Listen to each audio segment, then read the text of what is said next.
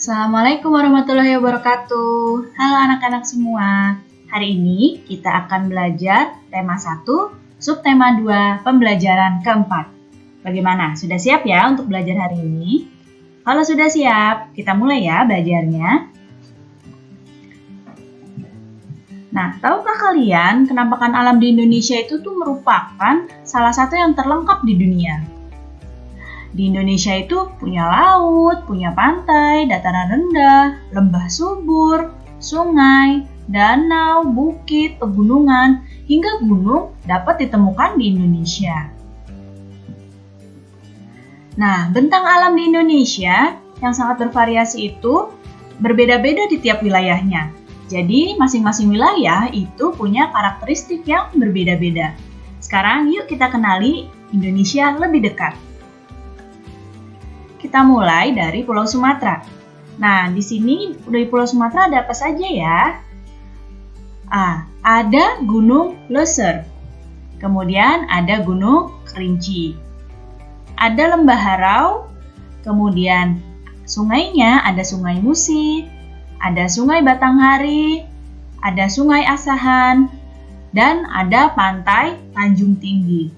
Nah, yang Ibu sebutkan tadi ini baru beberapa, sebenarnya masih banyak lagi yang lain yang ada di Pulau Sumatera. Ini beberapa contohnya. Kemudian di Pulau Jawa. Nah, beberapa bentang alam yang ada di Pulau Jawa. Ada Gunung Slamet, ada Gunung Merapi, ada Gunung Semeru, kemudian ada Lembah Panyawean, ada Pantai Pangandaran, ada Sungai Bengawan Solo, dan ada Sungai Citarum. Dan masih banyak lagi yang lainnya.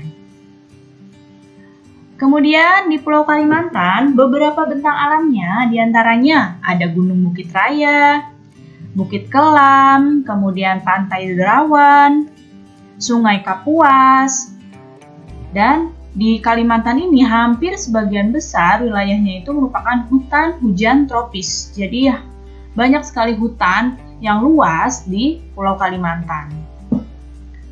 Selanjutnya, Pulau Sulawesi. Di Pulau Sulawesi, bentang alamnya salah satunya ada Gunung Lantimojong, ada Gunung Lokon, sungainya ada Sungai Malili, kemudian Sungai Poso, ada Pantai Losari, dan ada Lembah Rama, dan masih banyak lagi yang lainnya. Bentang alam yang ada di Pulau Bali dan Nusa Tenggara. Ada Gunung Agung, ada Gunung Batur, Gunung Rinjani. Nah, Gunung Agung sama Gunung Batur ini adanya di Bali. Gunung Rinjani ini adanya di Nusa Tenggara. Ada Pantai Lombok, Pantai Nusa Penida, dan ada Sungai Badung. Pantai Lombok adanya di Nusa Tenggara. Pantai Nusa Penida di Bali, Sungai Badung ada di Bali. Yang selanjutnya, Pulau Papua. Nah, di Pulau Papua ada Pantai Raja Ampat. Ini terkenal ya. Kemudian ada Lembah Baliem. Ada Gunung Jayawijaya. Nah, ini adalah gunung satu-satunya gunung di Indonesia yang ada lapisan salju di puncaknya. Nih, cuma satu-satunya di Indonesia yang punya salju di puncaknya. Gunung yang lain tidak ada. Ada Sungai Baliem, kemudian ada juga Sungai Digul. Nah, itu tadi beberapa contoh bentang alam yang ada di tiap-tiap pulau yang ada di Indonesia. Nah, Indonesia kalau secara astronomis itu berada di daerah tropis. Lihat di sini yang ditandai dengan warna abu-abu ini yang tropis. Lihat yang dilingkari merah ini adalah Indonesia. Ya, jadi Indonesia itu berada di wilayah beriklim tropis. Nah, ciri-ciri wilayah yang beriklim tropis itu suhu rata-ratanya sekitar 27 derajat Celcius. Dan lama siang dan malamnya itu hampir sama, yaitu kurang lebih 12 jam. Jadi hampir sama ya, siangnya 12 jam, malamnya 12 jam. Nah, wilayah yang beriklim tropis ini secara umum dibagi jadi dua iklim, yaitu ada iklim laut dan ada iklim panas. Iklim laut di Indonesia itu terjadi karena wilayahnya Indonesia itu memiliki wilayah laut yang luas. Sedangkan iklim panas di Indonesia itu terjadi karena Indonesia itu berada di daerah tropis. Nah, Indonesia itu karena wilayahnya sangat luas, sehingga Indonesia itu sangat kaya dengan flora dan fauna. Ya, banyak faktor yang menyebabkan beragamnya flora dan fauna di Indonesia, seperti salah satunya iklim. Iklim itu memiliki peranan yang penting bagi persebaran flora dan fauna di setiap daerah di Indonesia. Nah, kita lihat, perhatikan di sini persebaran flora di Indonesia. Flora itu tumbuhan ya. Nah, flora di Indonesia itu dibagi jadi dua bagian besar. Ada Indo-Malayan, ada Indo-Australian. Tumbuhan-tumbuhan yang termasuk Indo-Malayan itu berada di kawasan Indonesia bagian barat seperti Kalimantan, Sumatera, Jawa, dan Bali. Ya, itu yang Indo-Malayan. Jadi yang Indo-Malayan ini tumbuhan-tumbuhan yang berada di sebelah baratnya Indonesia, yaitu Kalimantan, Sumatera, Jawa, dan Bali. Nah, kalau Indo-Australian itu tumbuh-tumbuhannya berada di wilayah Indonesia bagian timur. Jadi di timurnya Indonesia itu termasuk kelompok Indo-Australian. Daerah-daerahnya seperti Sulawesi, Maluku, Nusa Tenggara, dan Papua. Ya, jadi kalau persebaran flora Indo-Malayan itu di bagian barat Indonesia, kalau persebaran flora Indo-Australian itu berada di kawasan timurnya Indonesia seperti Sulawesi, Maluku, Papua, dan Nusa Tenggara.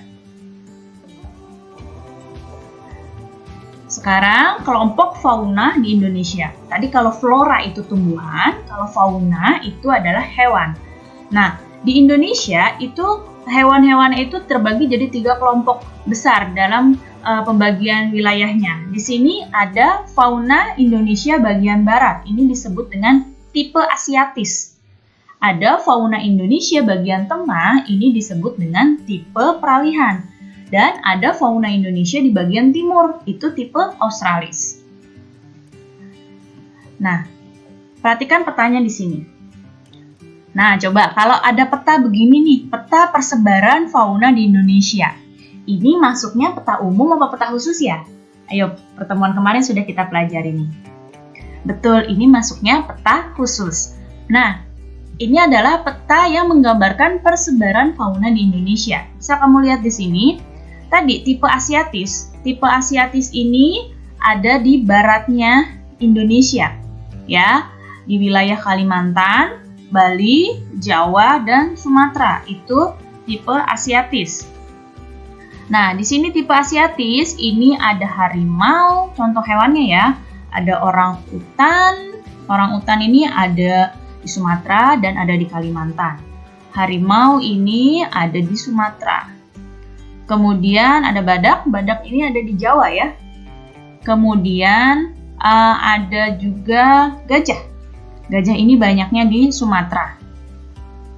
Nah, ada tipe peralihan. Ini wilayahnya Sulawesi dan Nusa Tenggara. Ini fauna-fauna tipe peralihan. Contohnya ada anoa. Anoa itu asli dari Sulawesi. Kemudian komodo. Nah, di komodo ada di Nusa Tenggara. Di sini komodo. Nah, di komodo ini kemudian ada babi rusa. Komodo ini merupakan hewan endemik. Jadi hewan yang cuma ada di Pulau Komodo. Ya, jadi Komodo itu cuma satu-satunya ada di daerah situ aja, nggak ada di wilayah lain di dunia. Cuma ada di Nusa Tenggara, yaitu di Pulau Komodo.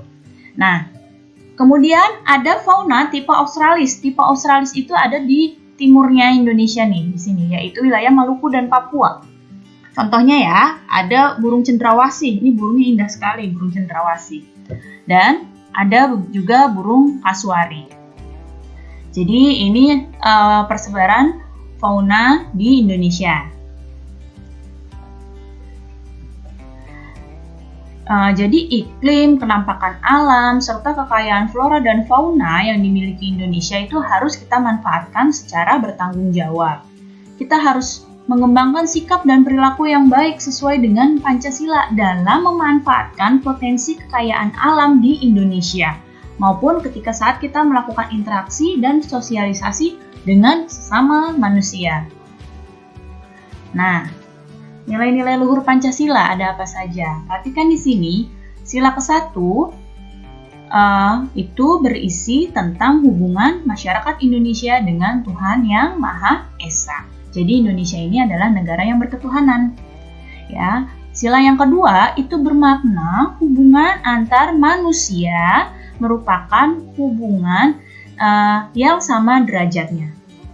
Kemudian yang ketiga memiliki nilai kebangsaan dalam masyarakat Indonesia yang bersatu. Itu isi dari nilai luhur dari sila ketiga. Jadi Indonesia itu harus selalu bersatu.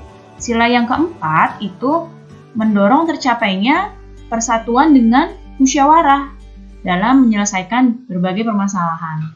Dan sila yang kelima bermakna bahwa setiap warga itu perlu berupaya mewujudkan keadilan sosial dalam kehidupan bermasyarakat. Baik, cukup sekian ya penjelasan Ibu kali ini. Mudah-mudahan kalian dapat paham dan mengerti. Sampai bertemu lagi anak-anak semua. Wassalamualaikum warahmatullahi wabarakatuh.